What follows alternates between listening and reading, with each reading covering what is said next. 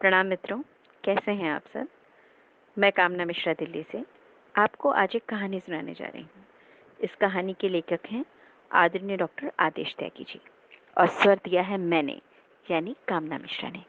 सुनिए कहानी। एक पुरानी सी इमारत में एक वैद्य जी का मकान था।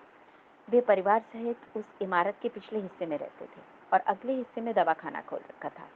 उनकी पत्नी की आदत थी कि दवाखाना खोलने से पहले वह वैद्य जी को उस दिन के घरेलू आवश्यक सामान की सूची एक चिट्ठी में लिखकर देती थी।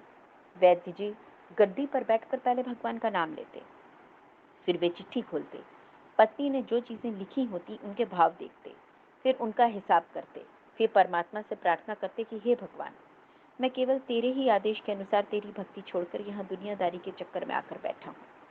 वैद्य जी कभी अपने मुंह से किसी रोगी से फीस नहीं मांगते थे। कोई देता था, कोई नहीं देता था, किंतु एक बात निश्चित थी कि ज्यों ही उस दिन के आवश्यक सामान खरीदने योग्य पैसे पूरे हो जाते थे, उसके बाद वे किसी से भी दवा के पैसे नहीं लेते थे, चाहे रोगी कितना ही धनवान क्यों न हो। एक दिन जब वैद्य जी ने दरवाजा खोला, दवाखाना खोला, गद्दी पर बैठकर परमात्मा का स्मरण करके पैसे का हिसाब लगाने के लिए आवश्यक सामान वाली चिट्ठी खोली, तो वे चिट्ठी को एकटक देखते ही रह गए। एक बार तो उनका मन भटक गया। उन्हें अपनी आंखों के सामने तारे चमकते हुए नजर आए, किंतु शीघ्र ही उन्होंने अपनी तंत्रिकाओं पर नियंत्रण पा लिया। वे चिट्ठी में कुछ यूं देखते हैं कि आटे, दाल, चावल आदि के बाद पत्नी ने लिखा था कि बेटी का विवाह 20 तारीख को है, उसके दहेज का सामान। कुछ देर तो वैद्य जी सोचते रहे, फिर बाकी चीजों की कीमत लिखने के बाद दहेज के सामान के आगे लिखा कि यह काम परमात्मा का है, परमात्मा जाने। एक दो रोगी जो आए हुए थे, उन्हें वैद्य जी ने देखकर दवाई देना शुरू कर दिया। इसी दौरान एक बड़ी सी कार उनके दवाखाने के सामने आकर रुकी। वैद्य जी ने कोई खास तवज्जो नहीं दी, क्योंकि कई कारों वाले उनके पास आते रहते थे। जब पूर्व उपस्थित मरीज दवाई लेकर चले गए, तब वह सूटेड बूटेड साहब कार से बाहर निकले और नमस्ते करके बेंच पर बैठ गए। वैद्य जी ने कहा, अगर आपको अपने लिए दवा लेनी है तो इधर स्टूल पर आएं, ताकि आपकी नाड़ी देख लूं, और अगर किसी रोगी की दवाई लेकर जानी है तो बीमारी की स्थिति का वर्णन करें। वे साहब कहने लगे, वैद्य जी, आपने मुझे पहचाना नहीं। मेरा नाम कृष्णलाल है। लेकिन आप मुझे पहचान भी कैसे सकते हैं, क्योंकि मैं 15-16 साल बाद आपके दवाखाने पर आया हूँ। आपको पिछली मुलाकात का हाल सुनाता हूँ, फिर आपको सारी बात याद आ जाएगी। जब मैं पहली बार यहाँ आया था तब मुझे लगा मैं खुद नहीं आया था, अभी तो ईश्वर मुझे आपके पास ले आए थे, क्योंकि ईश्वर मुझ पर कृपा करना चाहते थे और मेरा घर आबाद करना चाहते थे। मैं तो कार से अपने घर जा रहा था, पर ठीक आपके दवाखाने के सामने हमारी कार पंचर हो गई। ड्राइवर कार का पहिया उठाकर पंचर लगवाने चला गया। आपने देखा कि गर्मी में मैं कार के पास खड़ा था, तो आप मेरे पास आए और दवाखाना की ओर इशारा किया और कहा कि आकर इधर कुर्सी पर बैठ जाओ। अंधा क्या चाहे दो आंखें, और मैं आकर कुर्सी पर बैठ गया। ड्राइवर ने कुछ ज्यादा ही देर लगा दी थी। एक छोटी सी बच्ची भी यहाँ आपकी मेज के पास खड़ी थी और बार बार कह रही थी, चलो ना बाबा, मुझे भूख लगी है। आप उससे कह रहे थे कि बेटी थोड़ा धीरज धरो, चलते हैं। मुझे लगा कि आप मेरे ही कारण खाना खाने नहीं जा रहे, अतः मुझे कोई दवाई खरीद लेनी चाहिए, ताकि आपको मेरे बैठने का भार महसूस ना हो। मैंने कहा, देव वैद्य जी, मैं पिछले 5-6 साल से इंग्लैंड में रहकर कारोबार कर रहा हूँ। इंग्लैंड जाने से पहले मेरी शादी हो चुकी थी, लेकिन अब तक संतान सुख से वंचित हूँ। यहाँ भी इलाज कराया और वहाँ इंग्लैंड में भी, लेकिन किस्मत ने निराशा के सिवा कुछ नहीं दिया। आपने कहा था, मेरे भाई, भगवान से निराश न हो। याद रखो कि उसके कोष में किसी चीज की कोई कमी नहीं है। आस, औलाद, धन, दौलत, इज्जत, सुख, दुख, जीवन, मृत्यु सब कुछ इसी के हाथ में है। यह सब किसी वैद्य या डॉक्टर के हाथ में नहीं होता, न ही किसी दवा में होता है। जो कुछ होना होता है वह सब भगवान के आदेश से होता है। औलाद देनी तो उसी ने देनी है। मुझे याद है, आप बातें करते जा रहे थे और साथ साथ पुड़िया भी बनाते जा रहे थे। सारी दवाई आपने 2 भागों में विभाजित कर 2 अलग-अलग लिफाफों में डाली थी, और फिर मुझसे पूछकर आपने एक लिफाफे पर मेरा और दूसरे पर मेरी पत्नी का नाम लिखकर दवा उपयोग करने का तरीका भी बताया था। मैंने तब बड़ी बेदिली से वह दवाई ले ली थी, क्योंकि मैं सिर्फ कुछ पैसे आपको देना चाहता था। लेकिन जब दवाई लेने के बाद मैंने पैसे पूछे तो आपने कहा, बस ठीक है। मैंने जोर डाला तो आपने कहा कि आज का खाता बंद हो गया है।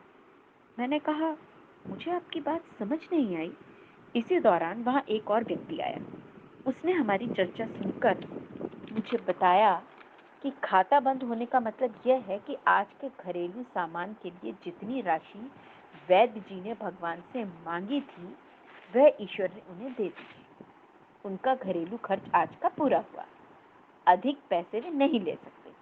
मैं कुछ हैरान हुआ और हृदय में कुछ लज्जित भी कि मेरे विचार कितने निम्न थे और यह सरल चित्त वैद्य कितना महान है। खैर, मैंने जब घर जाकर पत्नी को औषधि दिखाई और सारी बात बताई तो उसके मुंह से निकला, वो इंसान नहीं, कोई देवता है और इसकी दी हुई दवाई ही हमारे मन की मुराद पूरी करने का कारण बनेगी। और वही हुआ भी। आज मेरे घर में 2 फूल खिले हुए हैं। हम दोनों पति पत्नी हर समय आपके लिए प्रार्थना करते रहते हैं। इतने साल तक कारोबार ने फुर्सत ही न दी कि स्वयं आकर आपसे धन्यवाद के 2 बोल ही कह जाता। इतने वर्षों बाद आज भारत आया हूँ तो कार केवल यहीं रोकी है। वैद्य जी, हमारा सारा परिवार इंग्लैंड में सेटल हो चुका है। केवल मेरी एक विधवा बहन अपनी बेटी के साथ भारत में रहती है।